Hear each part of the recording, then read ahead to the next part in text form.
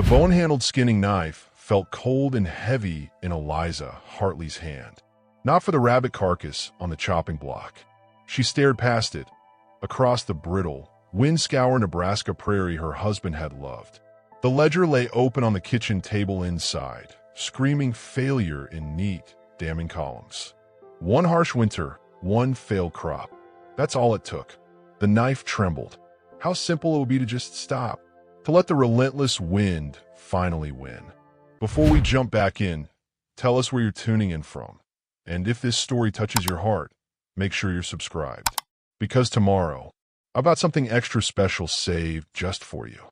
The wind, that constant Nebraska companion, whistled through a gap in the weathered barn's siding nearby, a mournful counterpoint to the frantic thudding of her heart. It clawed at the thin wool of her shawl, carrying the scent of dust, dry grass, and the distant, metallic tang of the Platte River. Eliza closed her eyes, the image of John's face, earnest, sun-browned, forever 32, superimposed over the bleak landscape. 5 years.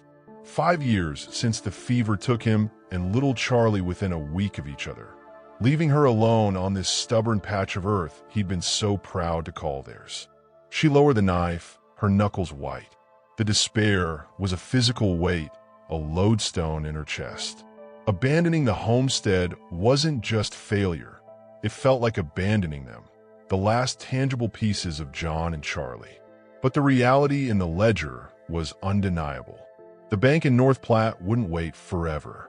Sheriff Cobb's last visit, polite but firm, echoed in her mind. Mrs. Hartley, provisions run low, debts mount high. Winter's coming on quick. Need to see a plan, or he hadn't finished. He didn't need to. Eliza wasn't a natural rancher. Before John, she'd been Miss Eliza Vance, stitching neat seams and teaching letters to children in a bustling Ohio town. Nebraska had been John's dream, his vision of wide-open freedom. She'd learned to mend fences with hands that bled, to coax vegetables from the reluctant soil, to shoot the old Spencer rifle John left behind with grim efficiency when coyotes threatened the chickens. She'd learned resilience carved by grief and necessity. But resilience alone couldn't conjure cash from parched earth. A wagon rumbled down the distant track, kicking up a plume of ochre dust that stained the clear blue sky. It was heading towards town, North Platte. The sight triggered a fresh wave of isolation. Town meant whispers, pitying glances she couldn't bear, the bustling indifference of folks whose lives hadn't fractured. She turned her back on it, focusing on the immediate, brutal task. The rabbit. Survival, one bloody chore at a time. Later, scrubbing crimson stains from her hands at the tin basin by the door, she saw Sheriff Cobb's tall figure astride his bay, gelding approaching again. A different kind of tension coiled in her stomach. Had the bank sent him? Was this the final notice? She dried her hands quickly, smoothing her faded calico dress, bracing herself. He reined in near the porch, tipping his hat. Afternoon, Mrs. Hartley. His voice was neutral, but his eyes held an unusual gravity. Sheriff. Her voice was tight. Come about the loan? Cobb shifted in the saddle. Not directly, ma'am, though it's related, I suppose, to the state of things. He cleared his throat, looking uncomfortable. Got something to tell you. Might be unpleasant news. Town's abuzz. Eliza waited, her gaze steady despite the tremor in her knees. It's about the auction, he said. Down at Harker's yard. This afternoon. Auction? Livestock? Maybe equipment seized from some other poor soul facing ruin. The thought offered no comfort. I'm aware times are hard, Sheriff. What's being sold? Cobb looked down, adjusting his reins. Not just what, ma'am? Who? He met her eyes again. It's those 3 sisters. The ones who came through on the stagecoach last month. Heard they were indentured servants, runaways maybe, bound for Denver. Their employer, well, he died sudden-like on the journey. Stagecoach master held them at the depot, claiming costs owed. Judge ruled they're to be sold to settle the debt. Indentures transferred. He spat a stream of tobacco juice into the dust. And, well, all 3 are expecting. The words landed like stones. Indentured. Sold. Pregnant. The harshness of the frontier, the casual cruelty towards those with no power, washed over Eliza anew. A memory flickered. Charlie's small hand in hers, the terrifying vulnerability of carrying life. A fierce, unexpected pang pierced the fog of her own despair. Who would buy them? The question was out before she could stop it. Cobb shrugged, a weary gesture. Hard labor, I reckon. The sisters look strong enough, mostly. Or, he trailed off, his meaning clear. Or something worse. Silas Vance is likely to bid. He said the name with distaste. Silas Vance. No relation to her, but a name that carried its own chill in North Platte. He owned the largest spread west of town, the Silver Spur and the Mercantile. His wealth was built on shrewdness that bordered on ruthlessness, and rumors of dealings with less savory elements drifted around him like the alkali dust. He was a man of cold eyes and fewer words, known to collect debts and grudges with equal fervor. The thought of him acquiring those women, their vulnerability magnified by their condition, twisted Eliza's gut. He's got the means, Cobb added unnecessarily, and uses. Eliza looked past him, towards the empty plains. John's voice seemed to whisper on the wind, not in words, but in the feeling of the land itself, a sense of stubborn rightness, of shelter offered even when scarce. Her own crushing loneliness yawned before her, a chasm she'd been contemplating leaping into just hours before. But this was a different precipice entirely. 3 lives, carrying 3 more, about to be swallowed by the indifferent machinery of debt and Silas Vance's ambition. When her voice was surprisingly steady. Starts in an hour, Cobb said, watching her closely. Figured you ought to know. Town's a mite ugly about it. She didn't answer. She turned and walked back into the house. The ledger still lay open, the numbers screaming their finality. She closed it with a decisive thud. The bone-handle knife lay cleaned on the table. She picked up her worn leather purse, feeling the few coins inside. Coins earmarked for flour, for salt, for survival. It wasn't enough. Not nearly enough. What was she thinking? She couldn't save them. She could barely save herself. Yet, the image persisted. 3 women, shadows under the harsh Nebraska sun, carrying futures as fragile as spun glass. Sold, like livestock. The memory of her own knife, trembling over a different kind of ending, burned bright. Was this despair? Or was it the first flicker of something else?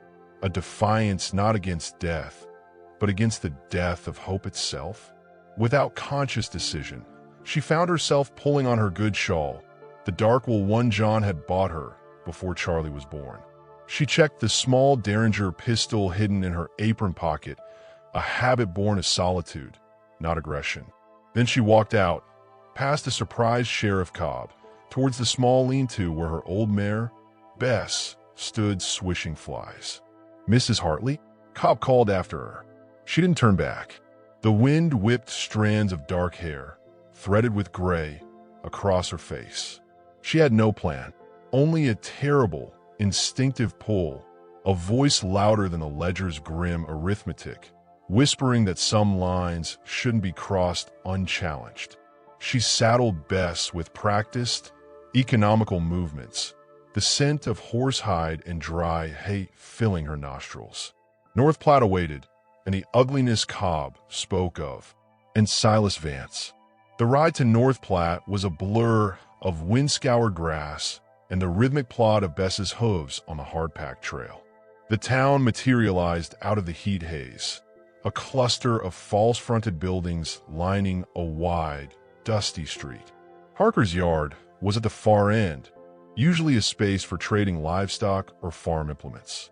Today, a small, restless crowd had gathered near the weathered timber platform where Clem Harker, the auctioneer, stood, his voice a nasal drone cutting through the murmur. Eliza dismounted, tying Bess to a hitching post outside the dusty window of Vance's Mercantile. The silver spur brand was painted large on the boardwalk beneath her feet. She took a deep breath, the air thick with dust, unwashed bodies, cheap tobacco smoke, and the underlying scent of horses. Pushing through the fringe of onlookers, mostly men in work shirts and denim, a few curious women keeping a cautious distance. She found a spot near the front, partially shielded by a tall stack of empty grain sacks. The platform held no animals.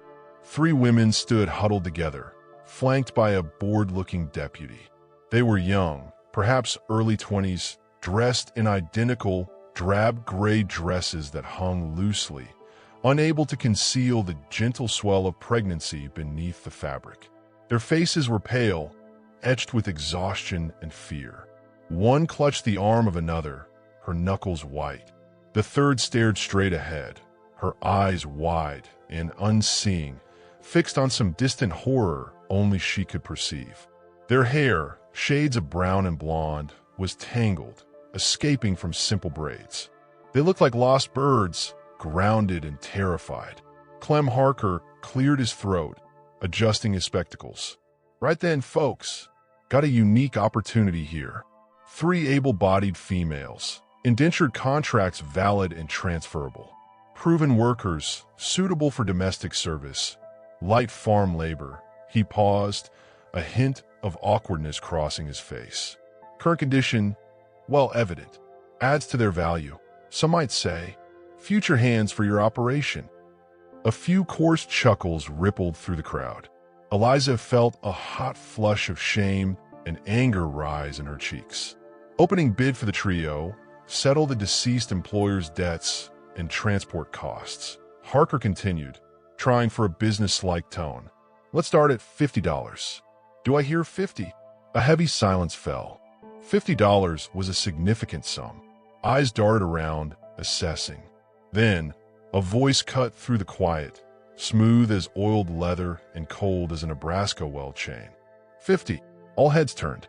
Silas Vance leaned against the porch post of his mercantile, just a yard from the platform. He hadn't bothered to join the main crowd. Dressed in a fine black broadcloth coat despite the heat, his face was impassive beneath the brim of his expensive Stetson. His eyes, the color of flint, scanned the sisters with detached calculation, like a man appraising breeding stock. A younger man, thick-necked and watchful, stood slightly behind him, Vance's shadow, Jed Coombs. Harker brightened. Thank you, Mr. Vance. $50. Do I hear 60? $60 for 3 sturdy women and their future prospects. No one spoke. The crowd shifted uneasily. Bidding against Silas Vance was ill-advised. He had a long memory and deep pockets. Eliza's heart hammered against her ribs.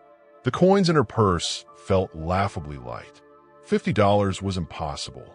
But the sight of the sisters, the sheer terror in the eyes of the one staring blankly, the protective huddle of the other 2, it ignited a spark of reckless fury in her chest, burning away the last vestiges of her own despair. This wasn't just about their fate. It felt like a stand against the crushing darkness that had threatened to consume her own soul. Vance's lips curved in the faintest suggestion of a smile.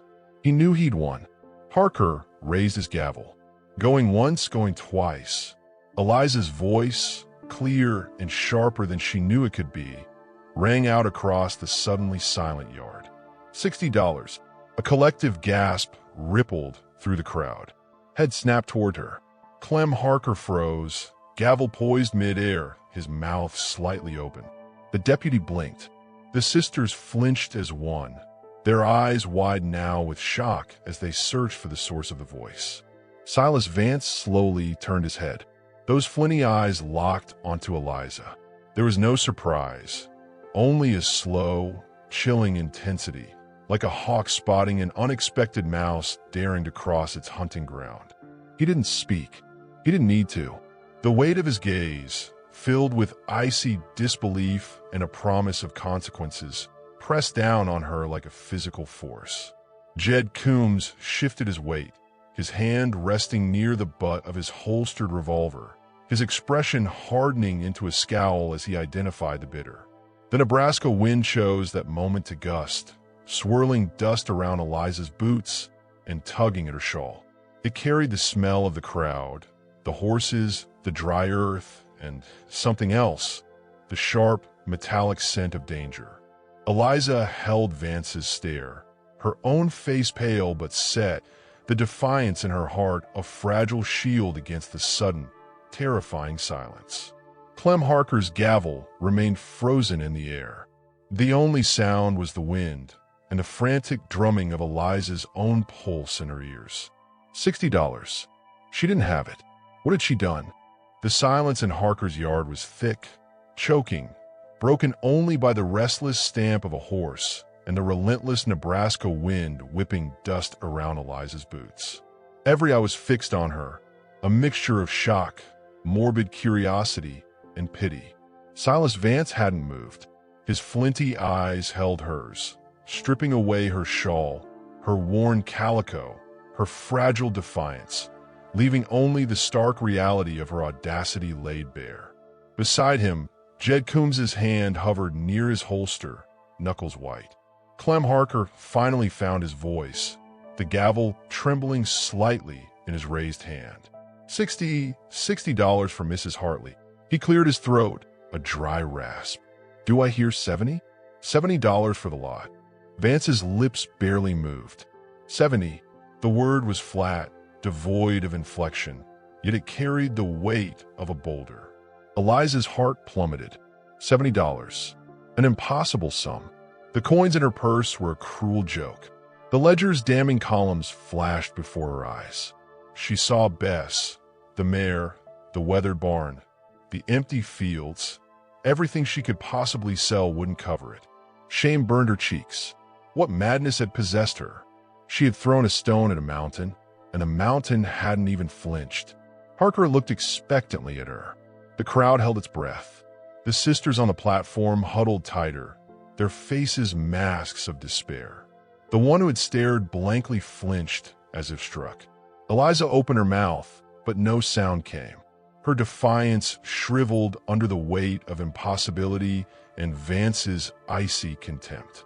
Then, a weathered hand touched her elbow. Sheriff Cobb stood beside her, his face grim. "Clem," he said, his voice carrying authority. "Mrs. Hartley's bid stands at 60. Mr. Vance at 70. Anyone else?" He scanned the crowd deliberately. No one met his gaze, let alone offered a bid. Going once at 70. Going twice. He paused, looking straight at Vance. Sold to Mr. Silas Vance for $70. A low murmur rippled through the crowd. Relief warred with a sickening sense of failure in Eliza's gut. She had failed them, failed herself. She turned away, unable to watch Vance claim his prize, unable to bear the sisters' hopelessness. The dusty street seemed to tilt. "Mrs. Hartley." Cobb's voice was low, close to her ear. A word. He steered her gently but firmly away from the dispersing crowd, towards the relative quiet beside the livery stable. The smell of manure and old hay was sharp. "That was a brave thing," he said, his eyes weary. "Foolhardy, but brave. Brave." Eliza choked out. I couldn't. "I know." Cobb sighed, rubbing the back of his neck. "Look, Clem owes me a favor. A big one." Vance paid cash, took the paperwork. But the sisters, their immediate custody, well, the paperwork transferring the indenture takes a day or two to finalize with the judge. Clem can stall. He lowered his voice further. Vance won't take physical possession until the ink's dry. He's got his own holdings to get back to, figures they ain't going nowhere. Gives you maybe 24 hours. Eliza stared at him, hope flaring, fragile, and terrifying. 24 hours? For what? To figure out if you meant it, Cobb said bluntly. If you truly aim to take them on, and how. Clem will hold them at the jailhouse tonight. It ain't comfortable, but it's safe. Better than Vance's place. He met her eyes. But Eliza, $70. Even if you could find it. Vance won't forget this. You crossed him. Publicly. He don't tolerate that. Before she could respond, a shadow fell across them. Silas Vance stood a few feet away, Jed Coombs hovering at his shoulder like a malevolent shadow. Vance's expression was unreadable, but his presence radiated cold menace. He didn't look at Eliza, his gaze fixed on Cobb. "Sheriff," Vance said, his voice like gravel under a boot. Efficient as always. He finally shifted his flint-chip eyes to Eliza. A slow, humorless smile touched his lips. It didn't reach his eyes. "Mrs. Hartley, an unexpected bitter. I confess I'm curious. What possible use could a woman alone on a failing homestead have for 3 pregnant indentures? Planning to start a nursery?" The sarcasm was thick, laced with threat. Eliza forced her spine straight, meeting his gaze, though her knees felt like water. The memory of John's quiet strength, his belief in shelter, anchored her. "My use is my own concern, Mr. Vance." Vance's smile didn't waver. "Indeed, everything has its use, and its cost." He let the words hang, heavy with implication. His gaze swept over her, dismissive yet calculating. "See that the paperwork is expedited, Sheriff. I dislike delays." He turned, the fine wool of his coat whispering, and walked away, Jed Coombs throwing a final, hard glare at Eliza before following. The jingle of Vance's spurs was a sharp, mocking counterpoint to the thud of their boots on the dry earth. Cobb exhaled heavily. "You see? Told you. 24 hours, Eliza. Use him wisely, or walk away. Clem will see the sisters fed tonight." He touched his hat brim and strode towards the jailhouse. Eliza stood frozen, the scent of leather and dust from the livery mixing with the fading tang of Vance's expensive cologne. "Walk away." The words echoed the despair she'd felt that morning with the skinning knife. Use him wisely. But how? She had nothing, less than nothing. Yet the image of the sisters huddled on that platform wouldn't leave her. The one clutching her sister's arm, she'd looked so young. Too young, driven by a compulsion she couldn't name. Eliza walked towards the jailhouse. It was a small, squat building of rough-hewn logs. Through the single-barred window, she saw them.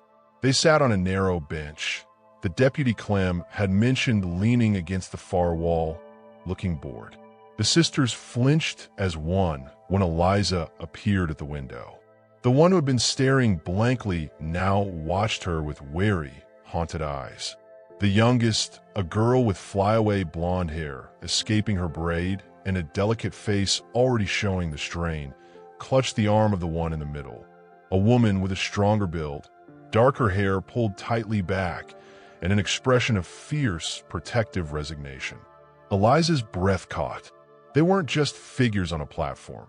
They were individuals, each marked by their own fear and hardship. The strong one met Eliza's gaze, a flicker of confused defiance in her eyes. The youngest shrank back. The haunted one just stared. "Names," Eliza whispered, more to herself than them. "They have names." The deputy noticed her. "Can I help you, ma'am?" "Just checking." Eliza managed her voice rough. She turned away, the weight of their silent suffering pressing on her chest. 24 hours. She walked back to Bess, her mind churning. The failing homestead, the bank, Vance's cold threat. Against that, 3 lives, 3 fragile new lives. And the echo of John's voice in the wind, the memory of Charlie's small, trusting hand. Sanctuary. The word rose unbidden, fragile as a soap bubble. Her land, her home, however poor, however debt-ridden, had always been meant as sanctuary. Was that purpose truly dead? The ride back to her homestead felt longer, the endless plains suddenly oppressive under the lowering afternoon sun. The distant bluffs along the Platte River were purple smudges against the horizon. Bess plodded steadily, but Eliza's thoughts raced. Sell the mare? Sell the few decent pieces of furniture John had crafted? Pawn her mother's locket? It wouldn't be enough. Cobb's words about Vance's long memory chilled her. He wouldn't just take the sisters. He'd make an example of her insolence. Maybe accelerate the bank's foreclosure. Ruin her utterly. As she neared the familiar cluster of buildings, the small cabin, the barn leaning slightly with time, the chicken coop, a wave of exhaustion and despair washed over her. What was she thinking? She couldn't even protect herself. The homestead looked achingly vulnerable in the fading light. She dismounted stiffly, the familiar scent of dust and dry grass mingling with a faint, lingering aroma of wood smoke from her morning fire. She led Bess into the barn, the familiar creak of the door a mournful sound. The dim interior smelled of hay and horse and old timber. As she loosened the saddle girth, her fingers brushed against the worn leather. John had bought this saddle secondhand, proud of the bargain. He'd lifted Charlie onto it for his first ride, holding him steady, both of them laughing. The memory was a physical ache. Sanctuary. For a moment, she leaned her forehead against Bess's warm flank. The horse's steady breathing, a small comfort. She couldn't save John. She couldn't save Charlie. Could she save these women? Did she have the right to try, knowing she might fail them too? She tended to Bess mechanically, her mind a storm. As she stepped out of the barn into the twilight, she saw it, nailed to the porch post, right beside her door. Something that hadn't been there when she left. A small, oilcloth-wrapped packet. Her breath hitched. The derringer in her apron pocket felt suddenly heavy and useless. Heart pounding, she approached cautiously. No one was in sight. The vast emptiness of the prairie stretched around her, suddenly feeling less like solitude and more like exposure. She pulled the packet free. It was unmarked. Inside, folded neatly, was a single sheet of cheap paper. No name, just a message, written in a harsh, angular hand. Debts come due. Interest compounds. Think carefully, widow. The river runs deep. And tucked beneath the paper, a small, cold, unmistakable object. A single .45 caliber cartridge. Eliza's blood ran cold. The river runs deep. A threat? A reference to the Platte? Or something darker? The cartridge gleamed dully in her hand. Vance's calling card, delivered to her doorstep. He knew where she lived. He knew her vulnerability. The 24 hours Cobb had granted felt like a death sentence ticking down. Sleep was impossible. She paced the small cabin, the glow of the single kerosene lamp casting long, dancing shadows that seemed to mock her. The cartridge lay on the table, a malevolent presence. The sisters were in the jail, safe for now. But for how long? Vance's reach was long, his patience thin. She thought of the haunted eyes of the one sister, the protective fierceness of the dark-haired one, the fragile youth of the blonde. What horrors had they fled? What had Vance meant to do with them? Dawn broke, pale and cold. Eliza had made her decision in the crucible of the night. She couldn't walk away. Sanctuary wasn't a place free from danger. It was a promise made against the darkness. She hitched Bess to the small, rickety wagon John had built for hauling firewood and feed. It would be a tight, uncomfortable squeeze for three, but it was all she had. She gathered every coin she possessed, a pitiful sum, and tucked the derringer deep in her skirt pocket. She left the cartridge on the table, a silent challenge she prayed she wouldn't have to answer. Sheriff Cobb looked unsurprised, almost relieved when she arrived at the jailhouse as the town began to stir. Figured you might, he grunted, unlocking the cell. The sisters looked up, eyes wide with a mixture of fear and desperate hope. They were cleaner than yesterday, wearing simple, donated shifts over their condition, but their exhaustion was palpable. "This is May," Cobb said, nodding to the strong-featured woman with dark hair. Her jaw was set, her eyes wary but assessing Eliza. "Cora," he indicated the youngest, the blonde, who ducked her head shyly. And Beth, the haunted one, who merely stared at the floor, her hands clenched in her lap. "Paperwork's processing," Cobb added vaguely. "Get him out of North Platte, Eliza. Fast. May help Cora stand." Beth remained seated, trembling. "Come on, Beth," May said, her voice low but firm. "This is the lady." Beth slowly, painfully stood up, leaning heavily on May. Her eyes flickered to Eliza, filled with a bottomless well of sorrow and fear. The journey back was silent, tense. The wagon creaked and groaned under the unaccustomed weight. Eliza drove, her senses straining for any sign of pursuit. The sisters huddled together in the wagon bed, wrapped in threadbare blankets Cobb had provided. May kept a protective arm around Cora, who flinched at every sudden noise. A bird call, the crack of a whip from a distant farm. Beth sat rigid, lost in her own private torment. The vastness of the plains, usually a comfort, felt like an exposed stage. As the homestead came into view, the cabin, the barn, the windmill turning slowly, a flicker of something like tentative relief passed over May's face. Cora managed a small, exhausted smile. Beth remained impassive. Eliza pulled the wagon up near the cabin door. "We're here," she said, her voice sounding hoarse in the quiet. "It's not much, but it's shelter." May nodded, helping Cora down. Beth climbed down stiffly, her movements slow and painful. As May turned to offer her a hand, Beth's gaze swept across the barn door. Her eyes, previously vacant, suddenly widened in sheer, unadulterated terror. A choked gasp escaped her lips. She stumbled back, pointing a trembling finger, not at the barn, but the weathered wood of the doorframe. Carved there years ago by John when he first claimed the land, was a simple brand, a circle with a single line through it, his own design, marking his dream. But to Beth, it seemed to mean something else entirely.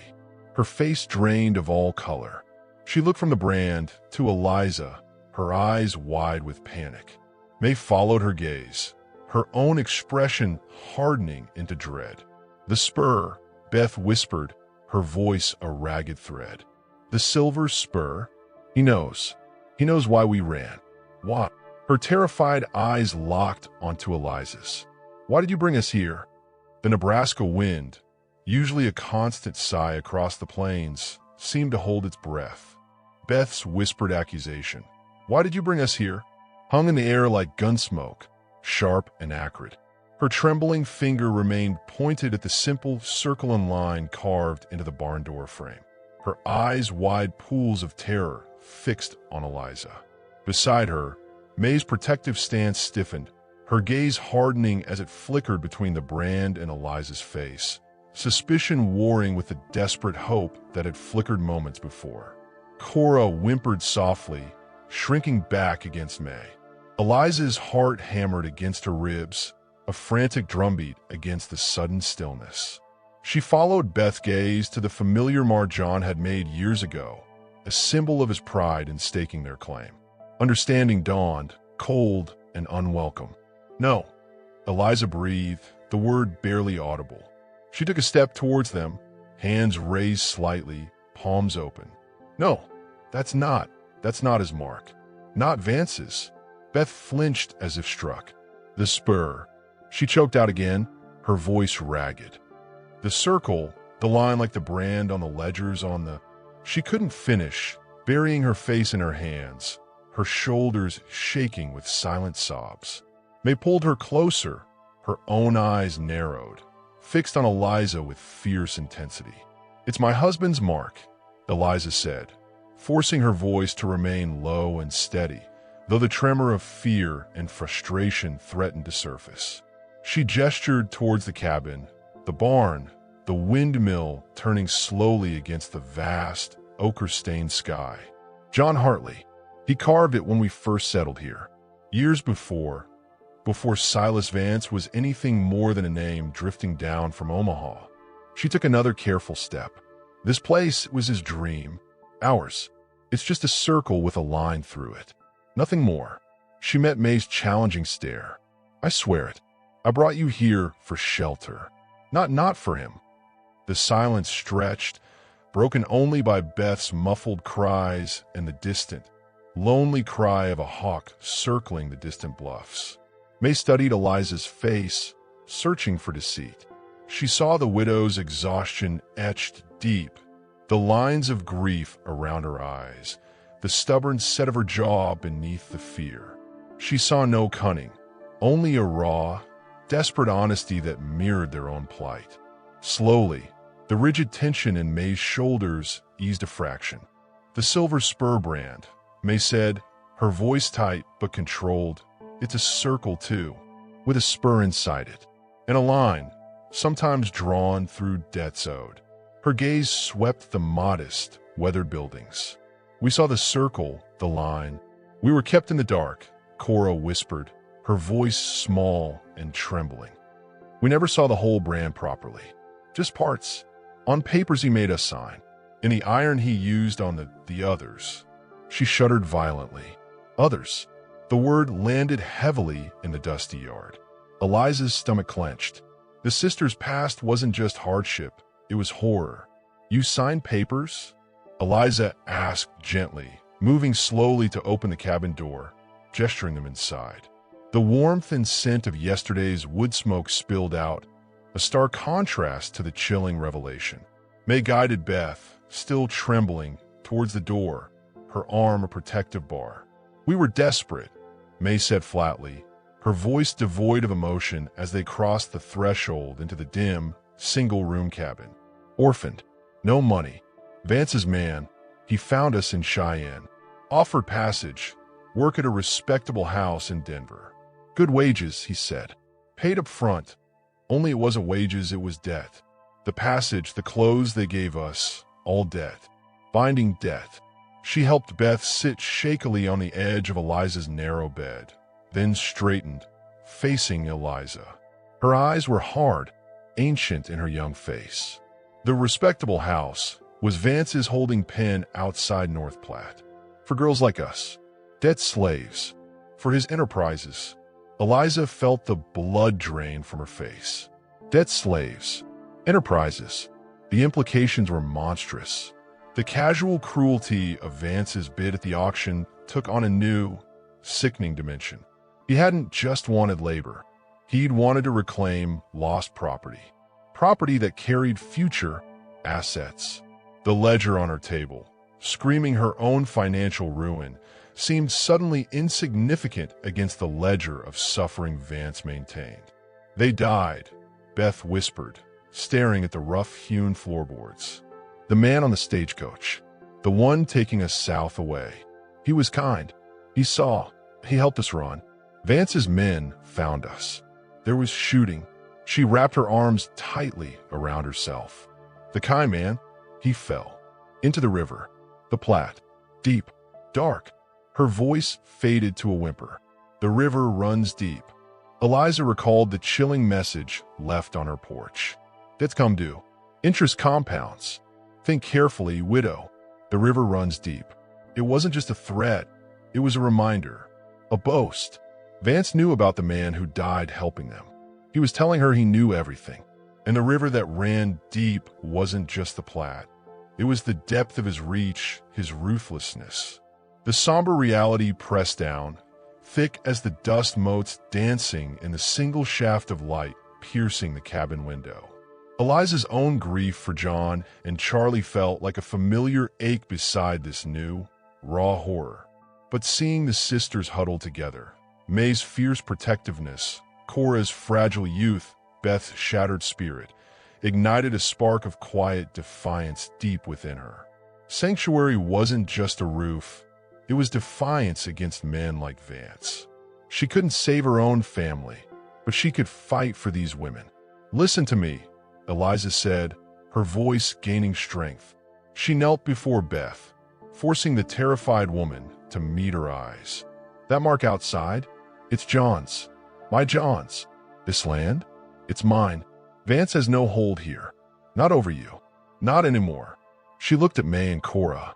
"You are safe within these walls. For as long as I can hold them." May searched her face again, then gave a single, sharp nod. "We can work," she stated. "We ain't afraid of hard work." Integration began, fragile and tentative. Eliza showed them the root cellar, the meager stores of potatoes, dried beans, and a small sack of precious flour. She pointed out the well, the chicken coop with its few scrawny hens. The tasks were mundane anchors in a sea of fear. May took charge naturally, inspecting the small cook stove with a critical eye, asking about herbs. My ma, she taught me remedies, she offered quietly, a flicker of something besides fear in her eyes. Simple things. 4 fevers. Aches. Cora, her hand surprisingly deft despite their trembling, tentatively touched a pile of mending Eliza had abandoned. I can sew, ma'am, she whispered. I was learning dressmaking. Before. Beth remained mostly silent, withdrawn, but when Eliza carefully handed her a tin cup of water drawn fresh from the well, her fingers closed around it with a surprising steadiness.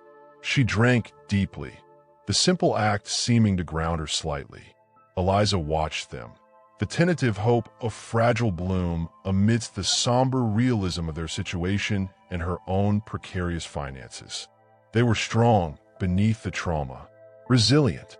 Later, as the sun dipped towards the distant, purple-hazed bluffs, casting long shadows across the yard, Eliza and May worked side by side in the small vegetable patch, pulling stubborn weeds from the reluctant soil. The scent of damp earth and bruised sage filled the air. The rhythmic motion was soothing. Cora sat nearby on the porch step, carefully darning a tear in one of Eliza's work shirts. Beth watched from the doorway, a silent sentinel. He used the river, May said suddenly, her voice low, not looking up from the weeds. The Platte. Near his place. Things disappeared into it. Debts. Problems. She yanked a weed viciously. The man who helped us, his body never washed up. Vance made sure we knew that. Said the river kept its secrets and its dues. Eliza felt a chill that had nothing to do with the cooling evening air. The message's threat echoed anew. The river runs deep. It was a promise of disappearance, of silence. As dusk settled, painting the sky in streaks of fiery orange and deep violet, Eliza lit the kerosene lamp inside, its warm glow pushing back the gathering shadows. They shared a simple meal of beans and cornbread, eaten in near silence, the clink of tin spoons against tin plates the only sound. It wasn't comfort, but it was a fragile peace, a shared space against the vast, darkening prairie. Eliza took the first watch, sitting in the rocker by the cold hearth, the derringer a cold weight in her lap beneath her shawl. The howl of the wind through the eaves sounded like a lament. She listened to the sisters' uneven breathing as they slept fitfully on pallets on the floor. May's steady, Cora's light and quick, Beth shallow and punctuated by hitched breaths. John's face swam in her memory, not as he was in sickness, but as he was when he'd carved that brand, strong, hopeful, believing in the sanctuary of their own making. We hold the line here, Eliza, he'd said. This is ours. She gripped the derringer tighter. She would hold the line. Dawn came gray and misty, the Platte River a shimmering ribbon of silver in the distance, obscured by tendrils of fog rising from the damp earth. Eliza, stiff from her vigil, stepped onto the porch to draw water. The world was hushed, wrapped in the damp wool of the fog. She scanned the horizon towards North Platte, a habit now, searching for dust plumes that meant riders. Nothing, just the rolling plains fading into the mist, the distant bluffs' spectral shapes. She allowed herself a shallow breath. Perhaps Cobb had stalled. Perhaps Vance was occupied elsewhere. Perhaps. Her gaze swept closer, across her own yard, the barn, the chicken coop, and stopped, tied to the hitching post near the barn. The post John had set deep and solid was a single horse, a big, raw-boned chestnut gelding with a distinctive white sock on its near foreleg. It hadn't been there last night. It stood quietly now, head down, cropping the sparse grass, its saddle still on, the reins trailing. Eliza froze, the water bucket forgotten in her hand. Ice flooded her veins. That horse. She'd seen it before, standing outside Vance's mercantile in North Platte. Jed Coombs had been tightening its girth. Vance's shadow. He was here, where he had been, watching. In the mist, while they slept, before panic could fully seize her, a flicker of movement near the barn door caught her eye. Not Coombs. Something smaller. Paper, nailed low, almost hidden in the shadow of the doorframe, right beside John's carved circle and line. Eliza's heart thundered. She set the bucket down silently, her hand instinctively going to the derringer beneath her shawl. She crept across the dew-slick grass, every sense screaming, the only sound the crunch of gravel under her boots and the frantic pulse in her ears. Reaching the barn, she tore the small, damp scrap of paper free. Not the harsh, angular hand of the first message. This was different. Crude block letters, hastily scrawled. Widow, he knows the river path. He comes for what's owed. Sunset. Eliza's breath caught. The river path. The hidden trail along the Platte Bluffs John had shown her. The shortcut Vance couldn't possibly know unless someone had told him. Unless someone had watched them, long ago. She crumpled the paper, her knuckles white. The chestnut gelding lifted its head, ears pricked towards the mist-shrouded bluffs to the west. From within the cabin, Eliza heard a muffled gasp. She turned. May stood frozen in the doorway, her face pale as milk. She wasn't looking at Eliza. She was staring past her, towards the low rise west of the homestead, where the fog was beginning to thin and shred like torn gauze. Her hand was pressed over her mouth, her eyes wide with dawning horror. Eliza followed her gaze. Emerging from the dissipating mist, silhouetted against the lightning gray sky, were three riders, moving slowly, deliberately, down the slope towards her home. The lead rider sat tall and broad-shouldered. Even at this distance, the shape was unmistakable. Silas Vance, and the path they were taking wasn't the main trail. It was the river path, John's secret path, the path mentioned in the note. May found her voice, a raw whisper that cut through the morning chill. He found us. May's whisper, he found us, hung in the frigid morning air, sharper than the bite of the mist. Eliza's blood turned to ice water. Three riders, emerging from the shredding fog like specters of doom, descending the western slope towards her homestead. Silas Vance, unmistakable in the lead, broad and implacable. They moved with deliberate slowness, taking the secret river path, John's path. The path only someone intimately familiar with this land, or cruelly informed, would know. The crumpled warning note in her hand felt like a burning coal. Time telescoped. The world narrowed to the advancing riders, the frantic pounding of her heart, and the three terrified women behind her. Sanctuary. The word screamed in her mind, a desperate plea against the encroaching darkness. Inside, Eliza commanded, her voice low and surprisingly steady, cutting through the paralysis. Now, bolt the door. She didn't look back, her eyes fixed on the riders, gauging the distance. Minutes. They had minutes. May reacted instantly, pulling a trembling Cora and a wide-eyed, silent Beth back across the threshold. The heavy wooden door thudded shut. Eliza heard the scrape of the thick timber bolt sliding home. Good. May understood defense. Eliza moved, not towards the cabin, but swiftly, silently, towards the weathered barn. The damp earth sucked at her boots. Inside, the air was thick with the scent of old hay, dust, and horse. Bess snorted softly in her stall. Eliza ignored her, heading for the far corner where John had stored tools and, crucially, the small, hidden compartment beneath a loose floorboard near the workbench. Her fingers cold and stiff with fear pried at the edge. The board lifted. Inside lay John's Old Navy Colt, cleaned and oiled but untouched since his death, and a box of .36 caliber cartridges. Not the Derringer's pop-gun bark, but a voice of authority. She loaded it with practiced, if rusty, speed, the metallic clink of cartridges loud in the stillness. The weight of the revolver was unfamiliar, heavy with consequence, but grounding.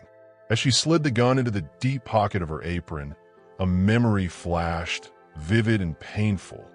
John, kneeling right here, showing her the compartment. For true trouble, Eliza, he'd said, his hand warm on hers. This land is sanctuary, but sanctuary needs teeth sometimes.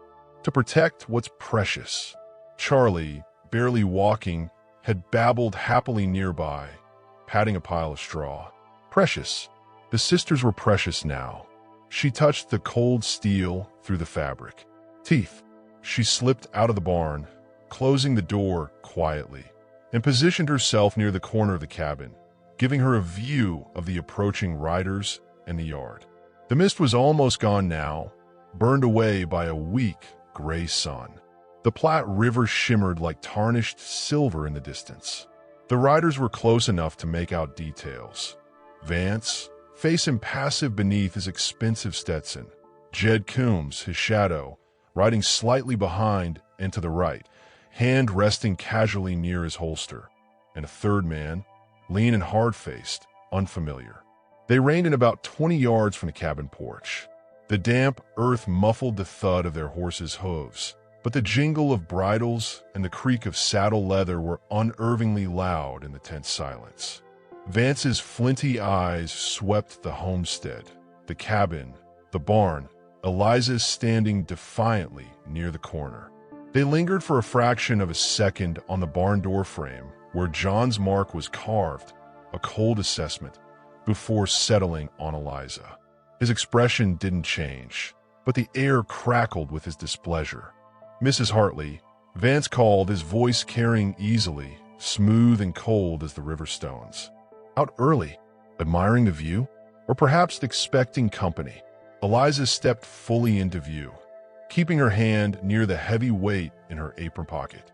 She forced her spine straight, meeting his gaze. This is private land, Mr. Vance. State your business. Her voice didn't waver. Vance's lips twitched in a humorless approximation of a smile. Business? Why, collecting what's owed, Mrs. Hartley. A simple matter of debt and property. He gestured loosely towards the cabin. My property. Indentured servants who broke contract. Costly to acquire, costly to lose. Their debt, plus penalties for flight, and the trouble they've caused, amounts. His gaze sharpened, pinning her. You interfered in a legal transaction. Harboring fugitives from a binding contract carries consequences. Inside the cabin, Eliza heard a muffled sob. Cora, likely. May would be holding her, silencing her. Beth would be a statue of fear. The accusation was bold, twisting the sisters' escape into criminal flight. They are not your property, Eliza stated, her quiet voice carrying a surprising edge. They are human beings seeking refuge.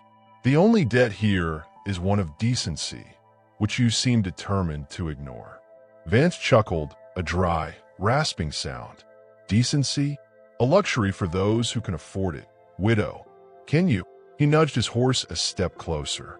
Coombs mirrored him, his hand now openly on his gun, but I know about your situation. The bank in North Platte, the failing crops, the land slipping through your fingers. He paused, letting the humiliation sink in. You stand on ground you barely own, protecting liabilities you cannot afford. Where's the decency in that? In leading them to false hope? His eyes flickered again towards the cabin. Do they know how close you are to losing this pitiful sanctuary? His words were arrows, finding their mark. The ledger's phantom columns shimmered before Eliza. He knew. Of course he knew. His influence reached everywhere, like the roots of some poisonous weed. The knowledge was a fresh wave of despair, but beneath it, fury ignited. He sought to shame her, to break her resolve by exposing her weakness. Before she could retort, the cabin door creaked open a few inches. Not May. Cora stood there, pale as parchment, clutching a cast-iron skillet in both hands like a club. Her knuckles were white, her whole body trembling, but she held her ground in the doorway, her eyes fixed on Vance with a mix of terror and fierce determination. It was a small, desperate act of courage, a silent declaration of solidarity. Beth appeared behind her, peering over her shoulder, her haunted eyes wide, but focused now, burning with a sudden, unexpected spark of defiance. Vance's cold gaze shifted to Cora, then Beth. A flicker of annoyance crossed his face. "Put that down, girl," he ordered, his voice losing its smooth veneer, turning hard. "Before you hurt yourself." Cora didn't move. She gripped the skillet tighter. The unexpected sight, the sheer vulnerability mixed with defiance, seemed to momentarily unbalance Vance's icy control. Jed Coombs shifted uneasily in his saddle. The third rider spat a stream of tobacco juice into the damp grass. Eliza seized the moment, the sister's fragile bravery fueling her own. "You see, Mr. Vance? They choose their shelter. They're not going back. The law Sheriff Cobb mentioned, the paperwork, it's not settled." She gambled, bluffing with the sheriff's vague assurances about stalling. "You have no claim here. Leave my land." Vance's eyes snapped back to Eliza, colder than ever. Cobb. He almost sneered the name. A small-town sheriff with small-town authority. Paperwork can be expedited or overlooked. He leaned forward slightly in the saddle, his voice dropping, carrying a new, more intimate threat. "In your land, Mrs. Hartley, I know about the loan. The second loan. The one you took out secretly last month, against your late husband's pocket watch and your mother's silver. For my associate, Mr. Greeley, at the bank." He smiled, a thin, cruel curve of the lips. "He reports you're already in arrears. Considerably." Eliza's breath caught. The secret loan, her last, desperate gamble to buy seed before the bank foreclosed entirely. How'd he know? Greeley must be in his pocket. The pit of her stomach dropped away. He didn't just hold the sister's debt. He held the very deed to her sanctuary. "Debts compound, widow," Vance continued, his voice a silken threat.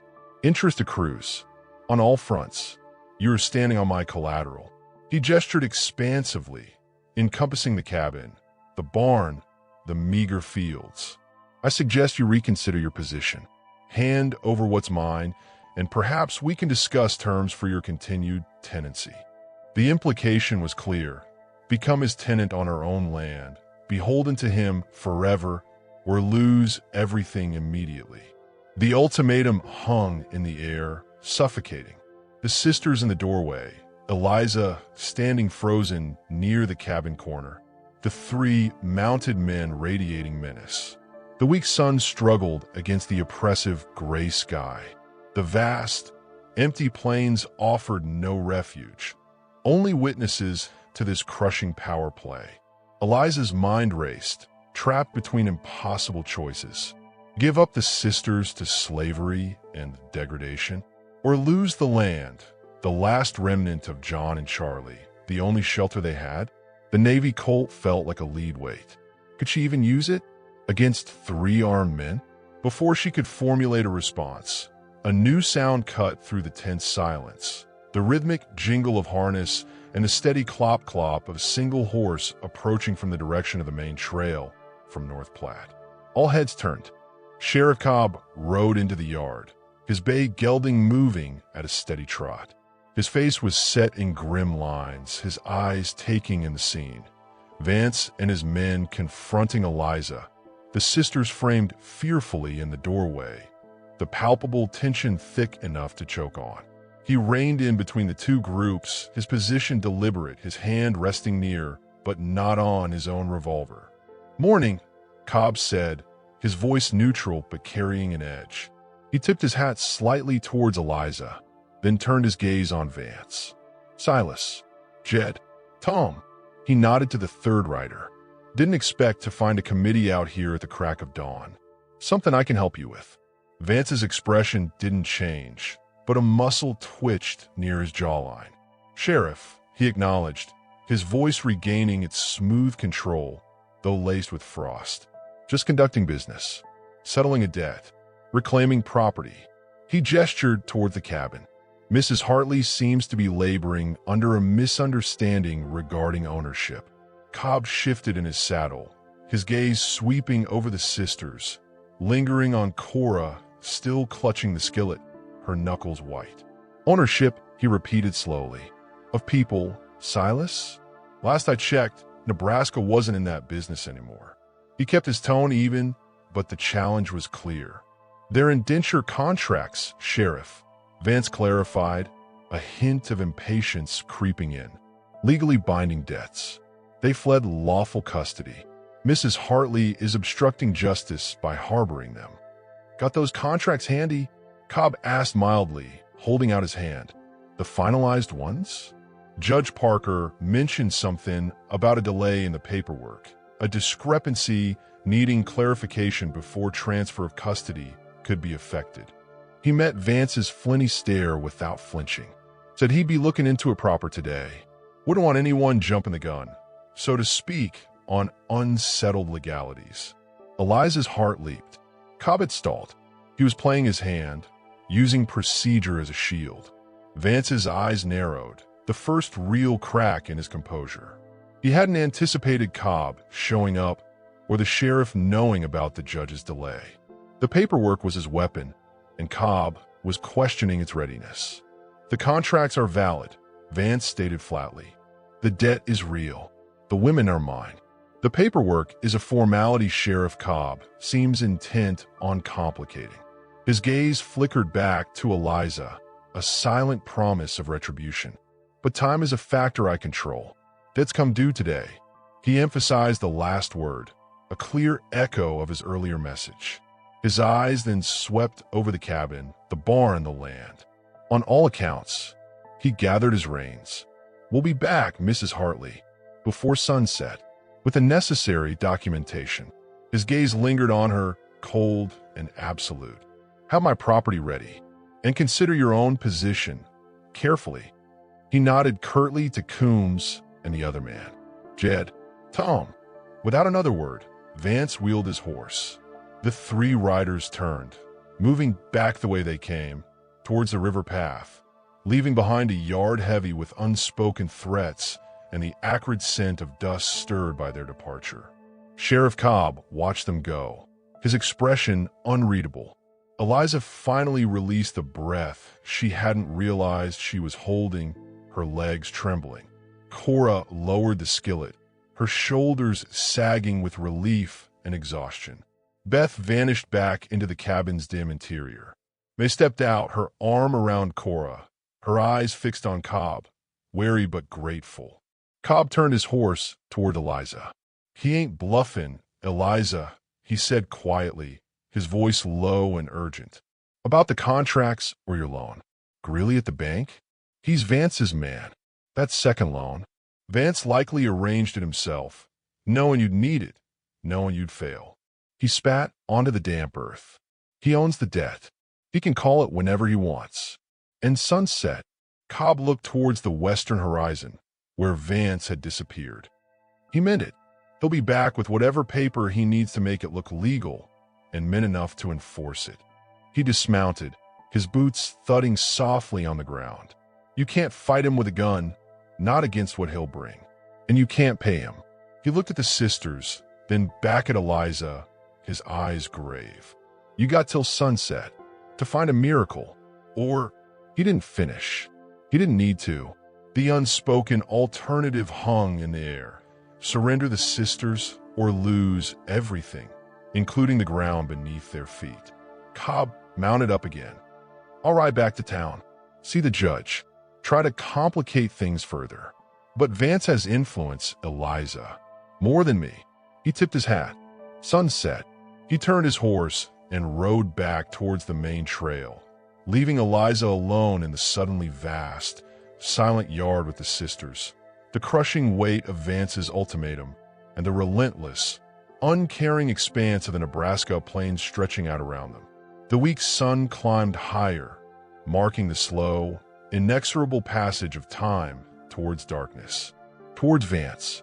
Sheriff Cobb's dust hadn't even settled on the main trail before the crushing weight of his words descended. Sunset. A miracle. Or the unspoken alternative, surrender or ruin, echoed in the sudden, oppressive silence of the yard. The weak sun climbed, mocking the slow crawl towards darkness and Silas Vance's return.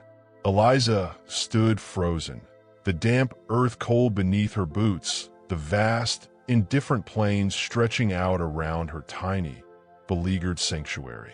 May's arm tightened around Cora in the cabin doorway. Beth had retreated into the shadows, a wraith of fear once more. Inside, Eliza said, her voice raw but firm. It wasn't a request. It was the first step in a defense she couldn't yet define. Sanctuary needed teeth, John had said. All she had were desperation and defiance. The heavy door thudded shut again, the bolt scraping home with finality. The cabin felt smaller, charged with the sisters' terror and Eliza's own dread. May turned immediately, her eyes scanning the room. The small windows, the flimsy door, the cold hearth. "We need barricades," she stated, her voice low and practical. "Anything heavy."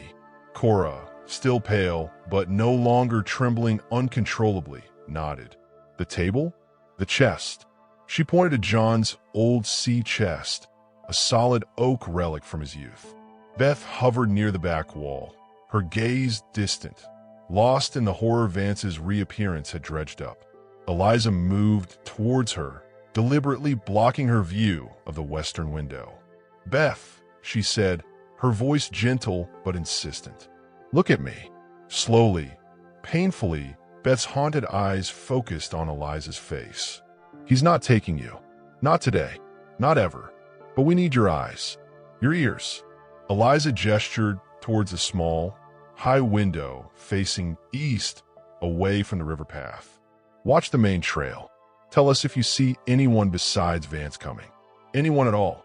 It was a simple task, a point of focus to pull her back from the abyss. A flicker of understanding, fragile as a moth's wing, touched Beth's eyes. She gave a tiny, almost imperceptible nod and shuffled towards the eastern window, pulling herself onto a crate to peer out. May and Cora were already straining to lift one end of the heavy oak table. Eliza joined them, the rough wood scraping across the plank floor as they dragged it towards the door. The sound was loud in the tense quiet. Next, John's sea chest, filled with old blankets and tools, thudded against the table, forming a low, makeshift barrier. It wouldn't stop bullets, but it might slow men down by seconds. They piled sacks of potatoes and the flour barrel behind it. The cabin became a cramped fortress, smelling of dust, fear, and the faint, lingering scent of sage from the herbs May had been sorting earlier. As they worked, Cora spoke, her voice barely a whisper. He knew the path, the secret one. She glanced fearfully at the western window. "Ow!" Eliza paused, catching her breath. Someone told him. Someone who knew John, or watched us. The betrayal was a fresh wound. Who in North Platte would do that? Greeley at the bank? One of Vance's unseen minions? The isolation of the homestead suddenly felt like exposure. "It doesn't matter now," she said, forcing conviction she didn't feel. "He knows. We know he knows. That's all." May finished wedging a chair against the back of the barricade. He said, "Documents. Men." Her jaw tightened. "He'll make it look right." Her pragmatism was chilling. "He'll try," Eliza countered. She moved to the cold hearth, her fingers brushing the rough stone mantel John had built. A memory surfaced, vivid and warm against the chill fear. John, kneeling here on a bitter winter night, little Charlie nestled against him, both faces glowing in the firelight. "See, Charlie boy, heart's the heart, keeps the cold out, the warmth in. Our sanctuary." Charlie's sleepy murmur, "Santary." The ache was fierce, a physical pain in her chest. Sanctuary. It wasn't just stone and wood. It was the promise within them. She wouldn't let Vance extinguish that warmth. Not again. She straightened, the resolve hardening like cooled iron. He's counting on us being alone. Powerless. We're not powerless. She turned to the sisters. May watched her expectant. Cora looked hopeful, clutching a heavy iron poker she'd retrieved. Beth kept her vigil at the east window, a silent sentinel. "May, you said your mother taught you remedies. What about other things? Things that might make men think twice before forcing their way in?" Eliza asked, her voice low. May's eyes narrowed thoughtfully. She moved to the shelf where she'd placed her small bundle of herbs. Chili powder, ground fine, mixed with sand, thrown in the eyes. She pulled out a small, pungent pouch. Or stinging nettle, boiled down, makes a nasty burn. Gather what you can, Eliza instructed. Anything that isn't food. Cora, water. Fill every pot, every bucket we have. Hot water scalds. It was desperate, primitive defense, born of necessity, not violence. Teeth, but not the kind John had meant with the hidden colt she'd thankfully avoided needing earlier. Teeth of the earth, of resourcefulness. Cora sprang into action, grabbing the dented tin bucket. Beth, still watching the Easter trail, spoke for the first time since her assignment, her voice a raspy thread. Smoke! Eliza rushed to her side. A thin, gray plume rose lazily from the direction of the distant bluffs, miles away, near the river bend. Not Vance. Not yet. Campfire? Trapper. Eliza murmured. A flicker of an idea, fragile and dangerous, sparked. Could it be? She dismissed it almost immediately. Too far. Too unlikely. The day crawled. The sisters worked with quiet intensity. May prepared her pungent pouches. Cora hauled water, the bucket clattering against the tin basin. Eliza walked the perimeter of the cabin, peering through cracks in the shutters they'd hastily closed on the western side. The vastness of the land was suffocating. Where was Cobb? Had he reached Judge Parker? Could a miracle truly manifest from a dusty frontier courthouse? As the sun began its descent, painting the sky in ominous streaks of orange and purple, casting long, distorted shadows across the yard, the tension became a physical presence, thick enough to choke on. Eliza gathered the sisters near the barricade. The air inside was close, smelling of nervous sweat, herbs, and a metallic tang of fear. We hold, Eliza said, looking at each face, May's grim determination, Cora's wide-eyed courage, Beth's fragile focus. Behind us, together, we make them work for it. We make it hard. We show Vance that sanctuary isn't given, it's defended. Her voice gained strength. We are not his property. This land is not his collateral. Not yet. Not ever if I have breath left. A spark ignited in May's eyes. Cora gripped her poker tighter. Beth took a deep, shuddering breath, her gaze momentarily leaving the eastern window to meet Eliza's. A fragile thread of solidarity, woven from shared terror and defiance, bound them together. Then Beth stiffened. Riders, she whispered, pointing east. Coming fast. From town. Not Vance's way. Eliza's heart leaped in her throat. Hope warred with fresh fear. Cobb, or more of Vance's men? She scrambled to a crack in the eastern shutter. Dust billowed on the main trail. Two riders, pushing their horses hard. One was unmistakably Sheriff Cobb. The other, a lean, older man in a dark suit, riding awkwardly, clinging to the saddle horn. Judge Parker? Or Greeley, the banker, coming to claim his due? They thundered into the yard, horses lathered and blowing. Cobb dismounted swiftly, his face etched with urgency. The older man practically fell from his saddle, stumbling but righting himself, clutching a leather satchel. Eliza, Cobb called, striding towards the bar door. Open up, quick. Eliza exchanged a look with May. Was this the miracle or the trap? Slowly, she slid the bolt and opened the door just enough to see out. Cobb stood there breathing hard. The older man was Judge Parker, his face flushed from the ride, his eyes sharp and assessing. Judge Parker insisted on coming himself. Cobb panted. Got news. Before Parker could speak, a deeper sound rolled across the plains, the unmistakable drumming of multiple horses approaching from the west. Vance. Right on time. Eliza's blood ran cold. Parker straightened his coat, his expression turning stern, authoritative.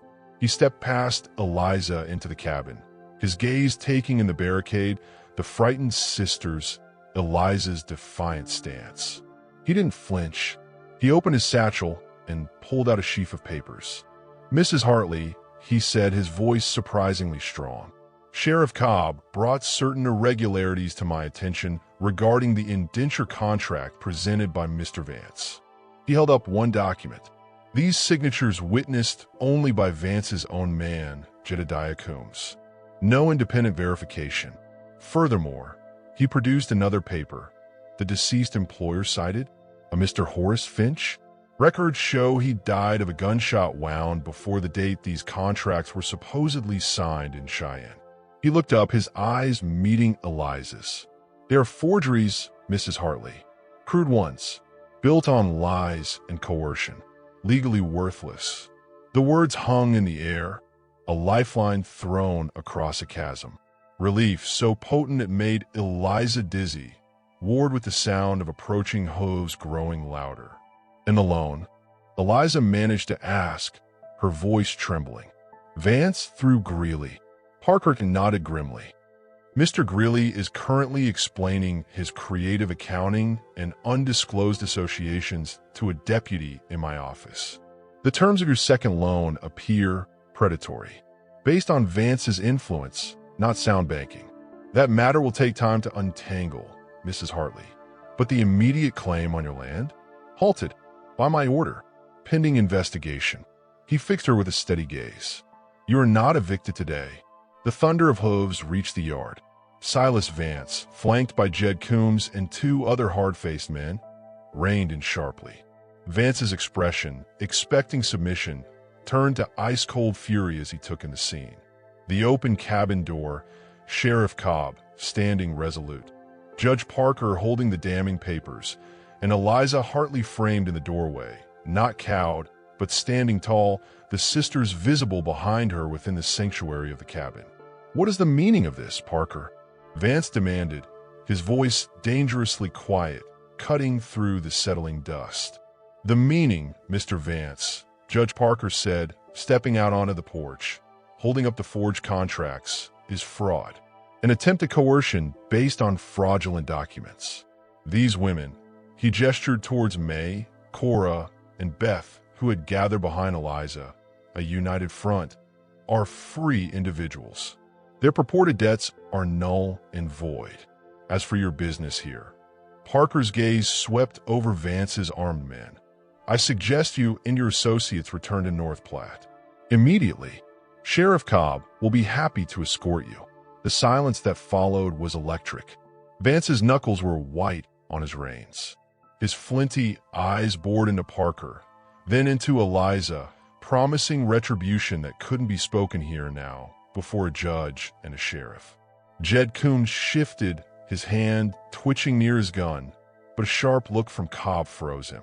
The two other men exchanged uneasy glances. "Fraud," Vance hissed the word. "You take the word of a desperate widow and her charity cases over documented contracts. The documents speak for themselves, Vance," Parker stated flatly. "Badly, and I've seen the record from Cheyenne. This ends now. Leave. My order stands." Vance held Eliza's gaze for a long, searing moment.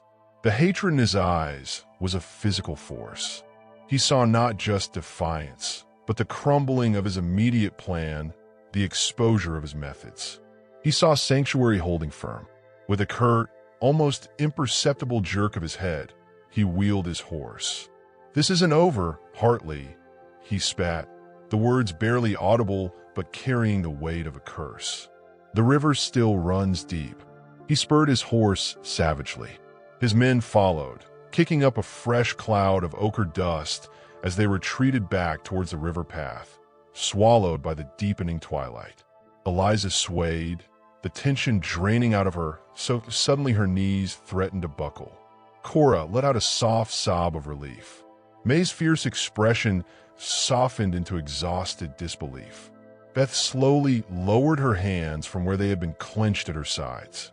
Judge Parker turned to Eliza. "He's right about one thing, Mrs. Hartley," he said quietly. "It likely isn't over. Vance doesn't forgive. In the bank situation, it's precarious. But tonight, you hold your land. and these women are free. He touched the brim of his hat. Sheriff Cobb will stay nearby tonight, just in case. He remounted his horse with Cobb's help and, with a final nod, rode slowly back towards the main trail. Cobb lingered. He'll try another way, Eliza. He always does. I know, Eliza whispered, watching the dust settle where Vance had vanished.